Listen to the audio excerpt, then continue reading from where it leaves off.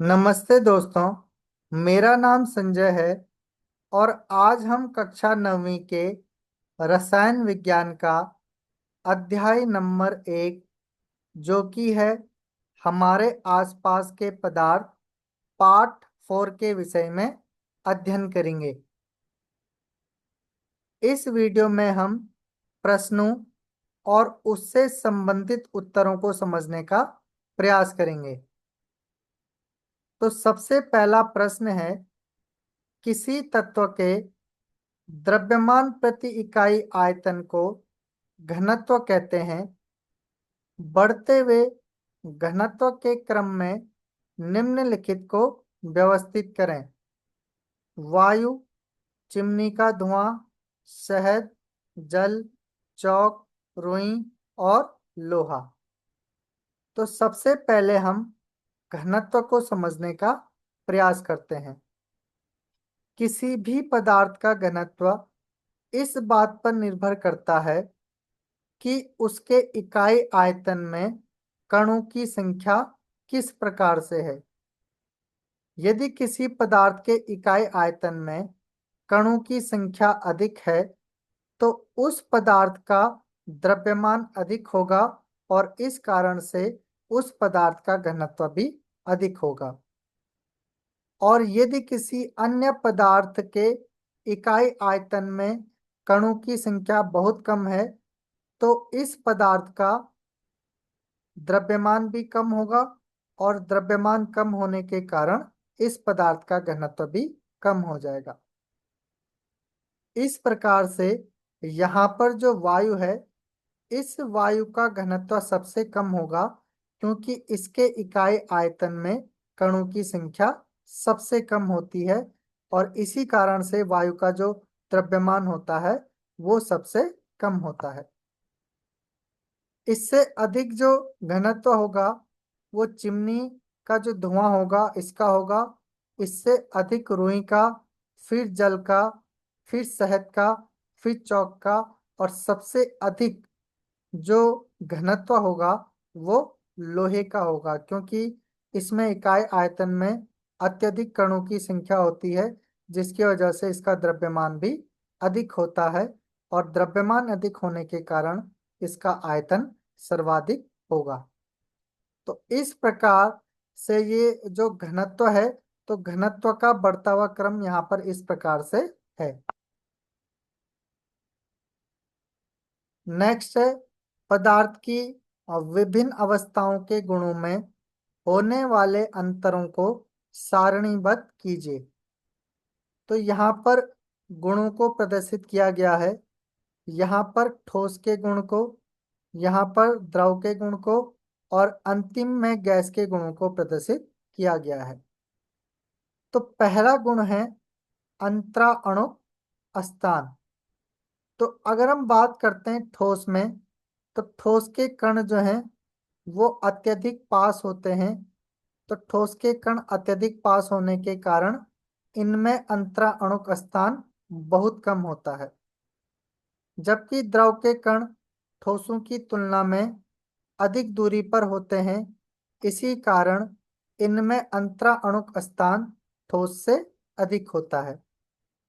और गैसों के कण बहुत अधिक दूरी पर होते हैं। इसी कारण गैसों में अंतराअणु स्थान सबसे अधिक होता है। अब नेक्स्ट है अंतराअणु आकर्षण बल। ठोस में अंतराअणु आकर्षण बल सबसे अधिक होता है, इसी कारण तो अंतराअणु का स्थान सबसे कम होता है। इसके बाद द्रव में अंतराअणु आकर्षण बल ठोस से कम होता है और सबसे कम अंतराअणु आकर्षण बल गैस में होता है जो कि नगण्य के बराबर होता है। अगर हम घनत्व की बात करें तो ठोस का घनत्व सबसे अधिक, द्रव का निम्न होता है और सबसे अति निम्न या सबसे कम जो होगा वो गैस का घनत्व होगा।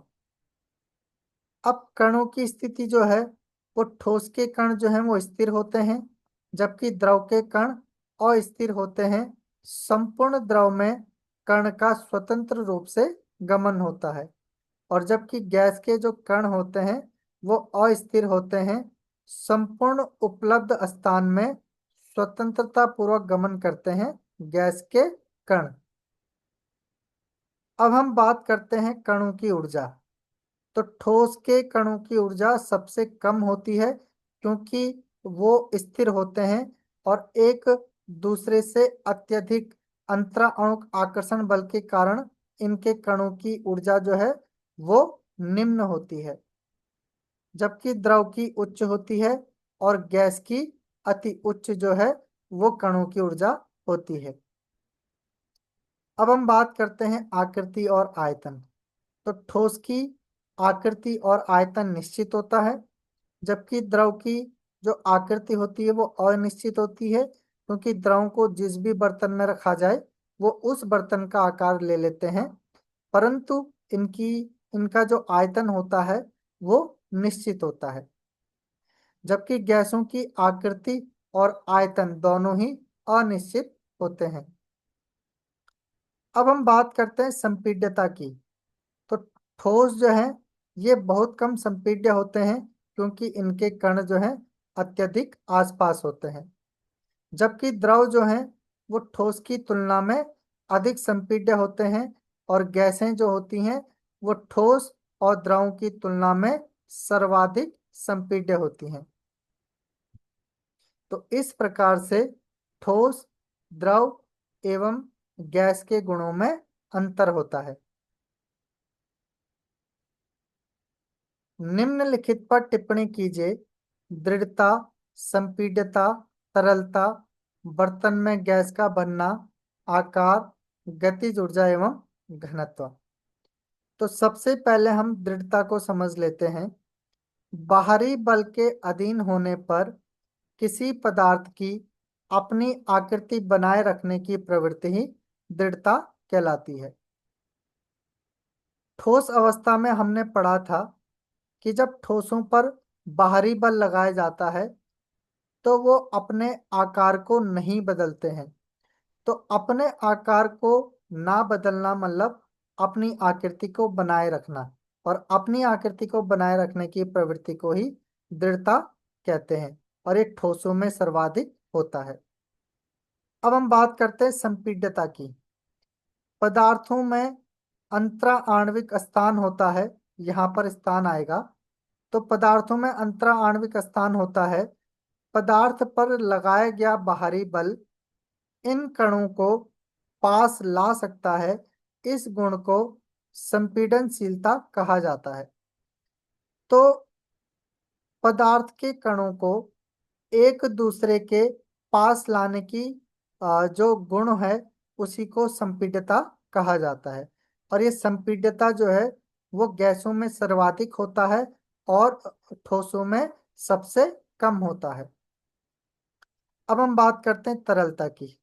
तो कणों के बहने की प्रवृत्ति को तरलता कहा जाता है। तो जो कण के बहने की प्रवृत्ति होती है उसी को हम क्या कहते हैं, तरलता कहते हैं। और सबसे ज्यादा ये किस में होता है, गैसों में होता है, और सबसे कम ये किस में होता है, ठोस में होता है। बर्तन में गैस का बनना। तो गैसों में ऐसे कण होते हैं जो सभी दिशाओं में कंपन करते हैं, और इसी गुण के कारण जो है वो गैस जो है वो बर्तनों में संपूर्ण रूप से भर जाती है। अब हम बात करते हैं आकार की।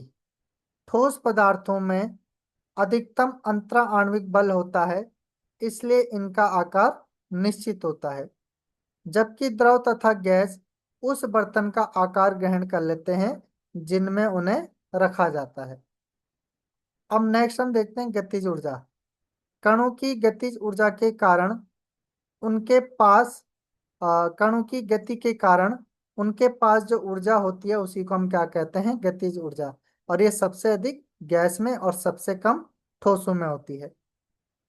अब हम बात करते हैं घनत्व की। इसे प्रति इकाई आयतन द्रव्यमान के रूप में परिभाषित किया जाता है। ठोस पदार्थों का घनत्व सबसे अधिक होता है। नेक्स्ट है कारण बताइए। गैस पूरी तरह से उस बर्तन को भर देती है जिसमें इसे रखते हैं। तो गैस के कणों के बीच आकर्षण बल नगण्य होता है। इसके कारण गैस के कण जो हैं वो सभी दिशाओं में गतिशील होते हैं।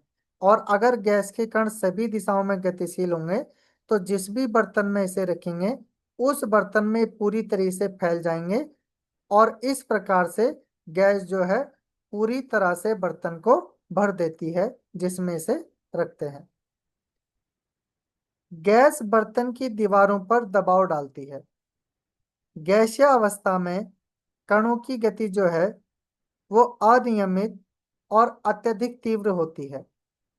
इस अनियमित गति के कारण ये कण आपस में एवं बर्तन की दीवारों से टकराते हैं, और इसी टकराव के कारण गैस जो है वो बर्तन की दीवारों पर दबाव डालती है। लकड़ी की मेज ठोस कहलाती है। अब इसका कारण क्या है? इसका कारण यह है कि लकड़ी की मेज का निश्चित आकार और निश्चित आयतन होता है, जो ठोस की क्या है, मुख्य विशेषता है। इसी कारण जो लकड़ी की मेज है वो ठोस कहलाएगी। तो जिस भी पदार्थ का निश्चित आकार और निश्चित आयतन होगा वो पदार्थ ठोस कहलाएगा। हवा में हम आसानी से हाथ चला सकते हैं, लेकिन एक ठोस लकड़ी के टुकड़े में हाथ चलाने के लिए हमें कराटे में दक्ष होना पड़ता है।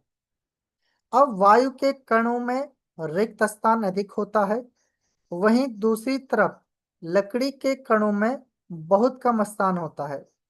साथ ही यह कठोर भी होता है, इसलिए हवा में आसानी से हाथ चला सकते हैं, लेकिन एक ठोस लकड़ी के टुकड़े में हाथ चलाने के लिए हमें कराटे में दक्ष होना पड़ता है, क्योंकि जो लकड़ी है इसके कणों के बीच वायु की तुलना में ऐसे रिक्त स्थान नहीं होता है।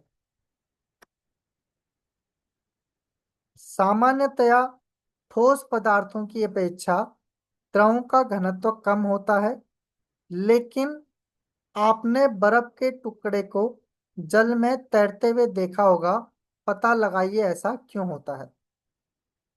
बर्फ जो ठोस होता है तथा जल के अणुओं के बीच रिक्त स्थान होता है। अगर हम बात करें बर्फ की और द्रव की, तो बर्फ के कणों में क्या होता है, रिक्त स्थान अधिक होता है। किसकी तुलना में? जल की तुलना में। इसी कारण जो है, जो बर्फ है वो जल की तुलना में हल्का होता है, और इसी कारण वो जल में तैरने लगता है। तो आज के लिए इस वीडियो में इतना ही।